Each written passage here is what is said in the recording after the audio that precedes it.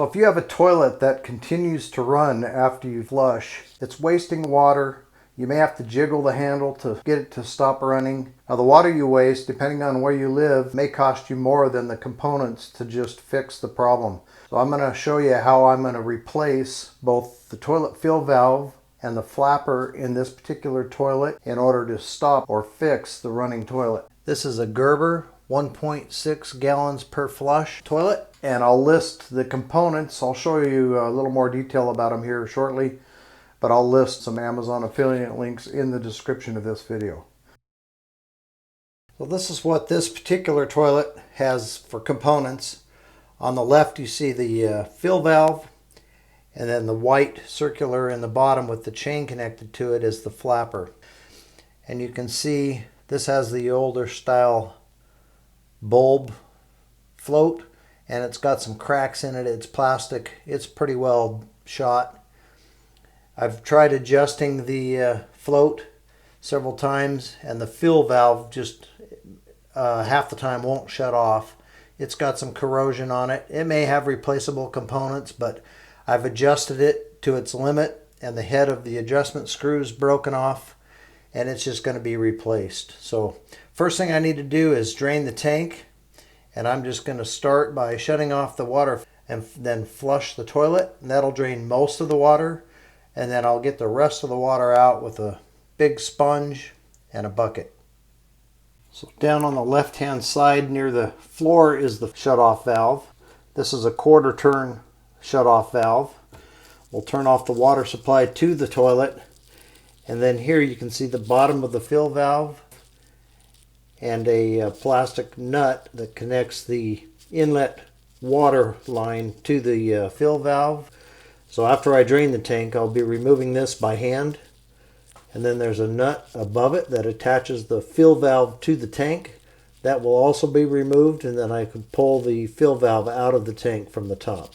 Next, simply flush the toilet and most of the water will drain out. And since the supply water is shut off, it should not refill the tank. I'm just going to hold the handle down until it drains as much as possible.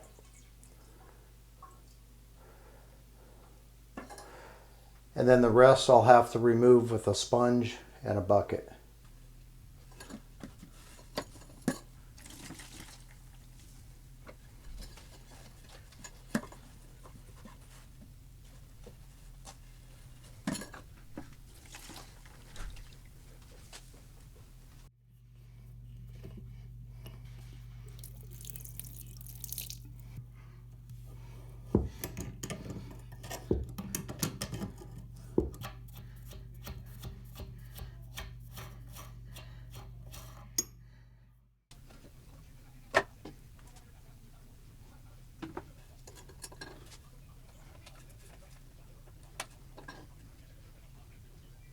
I've got the tank all cleaned out, and you probably noticed when I pulled the fill valve out of there how bad the gasket was on the bottom of it, and I had to do some scraping and some cleaning with a rag to get that cleaned up. Well, now I'm ready to put the new fill valve in, as well as the new flapper, and I'm going to probably put the flapper on there first and then install the fill valve. And the flapper just connects to those little pegs at the bottom of that stem there. And you want to make sure that hole that the flapper covers is you clean that real good and look for cracks or damage. Mine does not have any damage, but I did wipe it off really well, make sure there's no water deposits or debris or anything like that around that, because that's what the flapper seals on. So let me go ahead and we'll get that installed. These are the parts I'll be using, and I'll be linking in the description with Amazon affiliate links in case you want to pick some up for your toilet repair. This is the Fluidmaster 400A toilet fill valve universal, and then the Fluidmaster Performax longest lasting flapper replacement. This is an adjustable flapper. Turning the wheel, you can adjust from 1.28 to 3.5 gallons per flush. Mine is a 1.6. Shows you how to set it up, how to adjust it, and you can see the flapper comes with the mounting, the flapper and the chain. Then the toilet valve comes with a really good set of instructions, just really good, easy to follow instructions Also links to a video on how to install it. Comes with a waterline hose. The nylon nut already has a gasket on it. This is adjustable. Simply by turning this, you can make it longer or shorter so it'll fit multiple brands and sizes of toilet tanks. And I've been really happy with these. I've used them in the past, and this one I really like. It also has a finger adjustment for the float level. You don't need a screwdriver or anything. You can just reach in there and adjust that by hand. And real easy to use, real easy to install.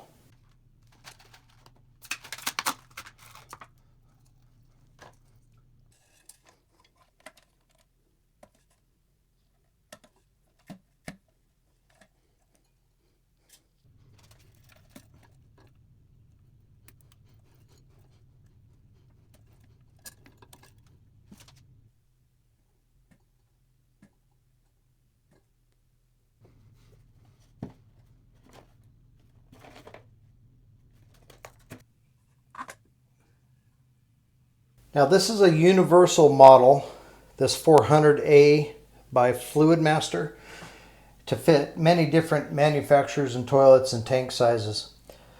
So this bottom piece, you can turn that in and make it shorter, or unscrew it and make it longer. And the instructions say there's a line right here, this thick gray line right there, should be even or pretty close, just above the top of that drain tube right there. So in order to do that, it says or 3 inches from the top of that tube to the top of this new fill valve. So all I'm doing to easily measure that without breaking out a tape measure or something, that line is just below this nipple. So if you pull the float up to its highest level, it's right at the bottom of the line that should be at the top of the tube. So I'm just going to adjust that. You can see that float is just slightly above the top of that tank. So I'm going to turn that in just slightly to cut that distance about in half, and then it'll be at the proper level.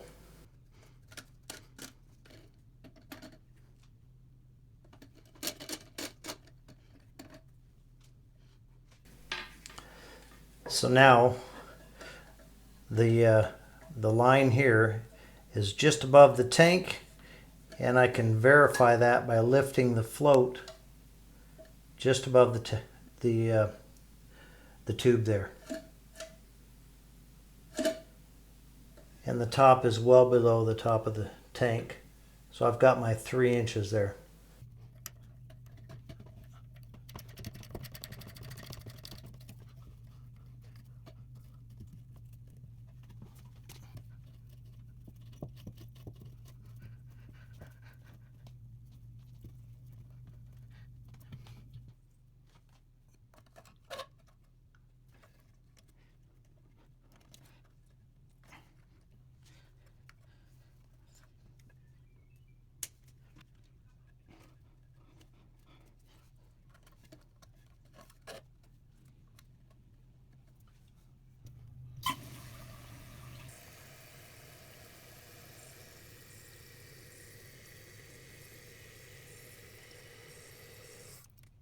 Now once the tank is filled and the float has come to the level that stops shuts off the valve and stops the flow of water, you want to check and see where your water level is. And I'm looking on this tube right there. You want that water to be about 1 inch to a ½ inch below the top of the tube. Mine's a little bit too far. I need to bring it up about another ½ inch, so you can use this knob right here. Counterclockwise to the left will lower the water level, and clockwise to the right will increase the water level. So I need to come up, so we'll go to the right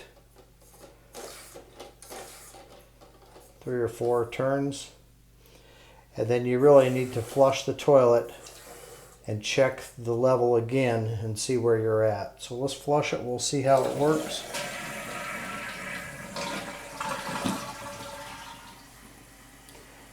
Let it go through its process of filling back up. I really like this clip as opposed to what was on there before for the old flush valve. This new flush valve has really good instructions too, by the way. So all the details are something I didn't mention in the video. It's all covered in the manual and the quick install guide that comes with it. And it's really easy to follow.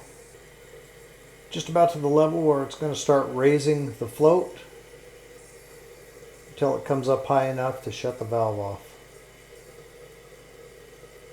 Okay, here's the float.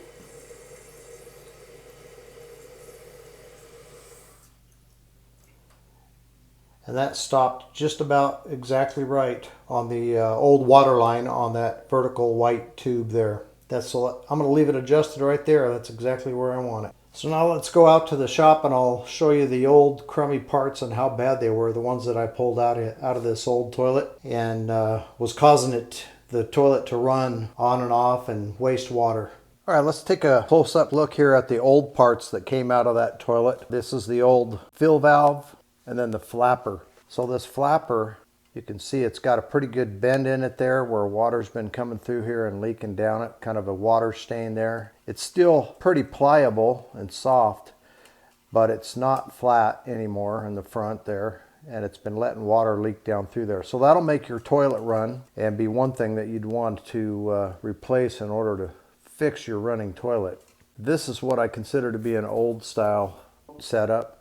And as you can see, got those cracks, and eventually this would crack to where the point where maybe water would get in here and it wouldn't work properly.